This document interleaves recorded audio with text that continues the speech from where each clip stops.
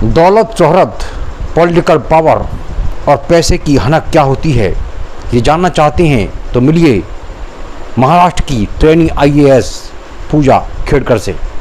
जी हाँ, ये वो नाम है जो पिछले कई दिनों से टीवी, पत्र, मीडिया और सोशल मीडिया का टैग बन गया है।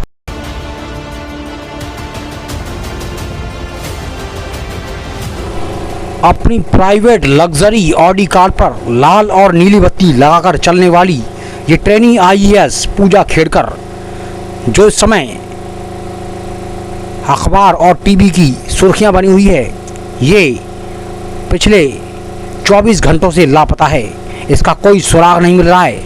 आपको बताते चलें, पूजा खेड़कर नाम की ये लड़की जो UPSC को चकमा देकर बनी है एक IAS, वो अपने ही भौरजाल में इस तरीके से फंस गई है कि उसका निकलना मुश्किल नज़र आ रहा है।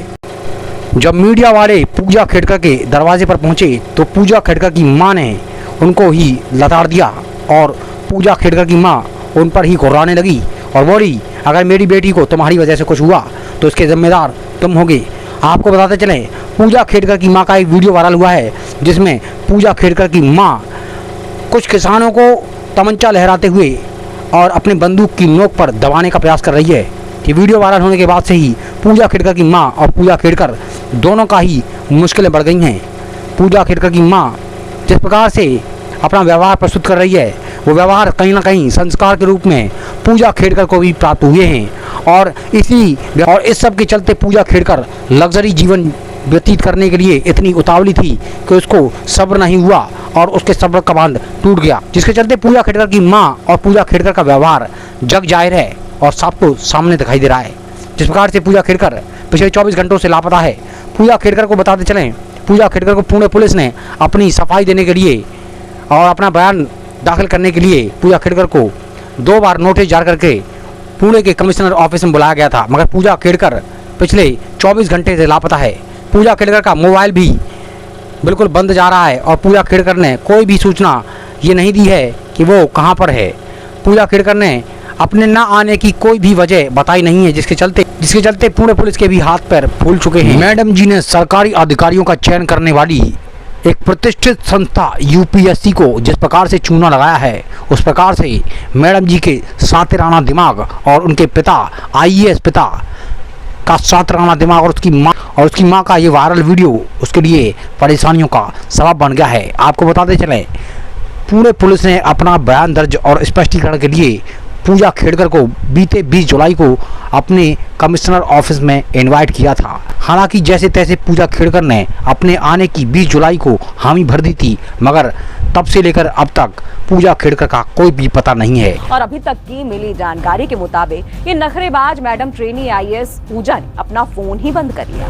अब संघ लोक सेवा आयोग ने महाराष्ट्र कैडर की प्रोबेशनरी IAS पूजा खेड़कर की उम्मीदवारी रद्द करने के लिए अब नोटिस जारी कर दिया है। देश में सर्वोच्च अधिकारियों का चयन करने वाली संस्था संघ लोक सेवा आयोग को चूना लगाने वाली ये पूजा खेड़कर, जो कभी जनरल कोटे से तो कभी OBC नॉन क्रीमिलियर कोटे से अपने आवेदन करके न सिर्फ नौकरी हथियाती है, बल्कि संघ लोक सेवा आयोग की परीक्षा देने की तय सीमा 9 बार को पार करके 11 बार परीक्षा में भाग लेती है और बाकायदा परीक्षा पास करती है। OBC के नॉन क्रीमिलियर कोटे से न सिर्फ परीक्षा को पास करती है, बल्कि फिजिकल डिसेबिलिटी का भी दोहरा लाभ उठाती है।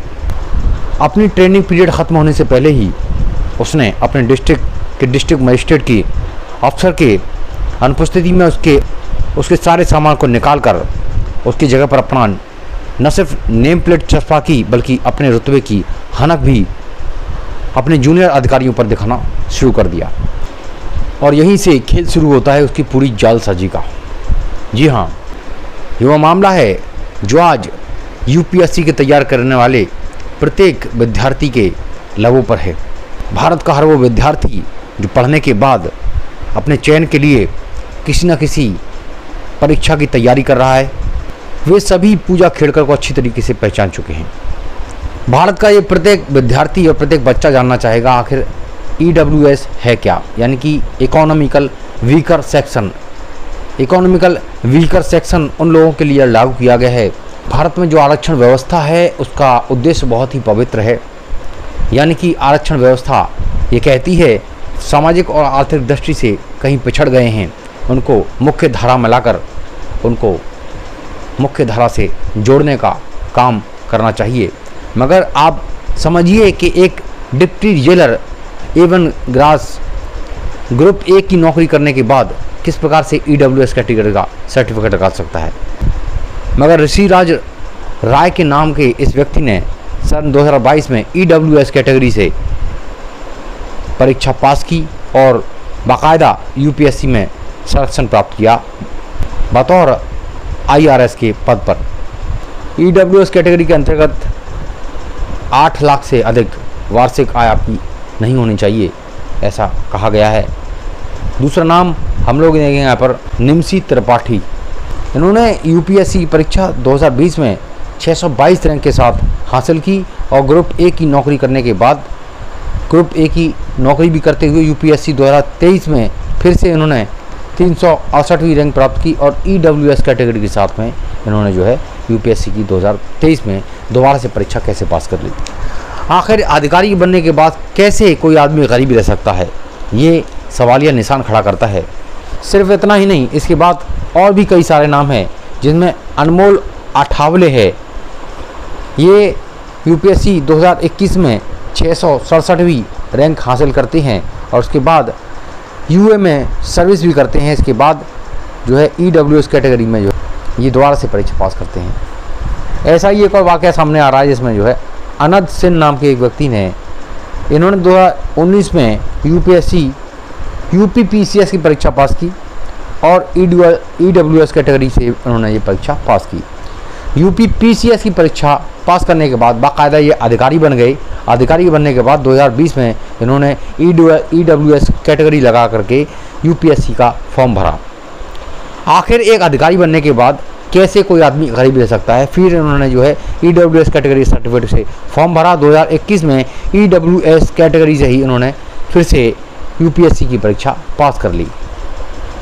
तो ऐसे ही कई सारे नाम, इनको हम लोग विस्तार पूर्वक जो है चर्चा करेंगे तो बहुत बड़ी लिस्ट बन जाएगी। ये उदाहरण के लिए मैंने यहाँ पर प्रस्तुत किया है। ये सारी बातें केवल उदाहरण के लिए मैंने यहाँ पर दी गई हैं ताकि भारत का जो युवा वर्ग है उसको ये बात क्लियर हो जाए, मालूम पड़ जाए कि भारत में UPSC की जो परीक्षा है संघ लोक सेवा आयोग, जिसको बिना कुछ सोचे समझे आंख मूंद कर जो युवा विश्वास कर रहे हैं, वहाँ पर किस प्रकार से बड़ी तेज़ी से धांधली हो रही है।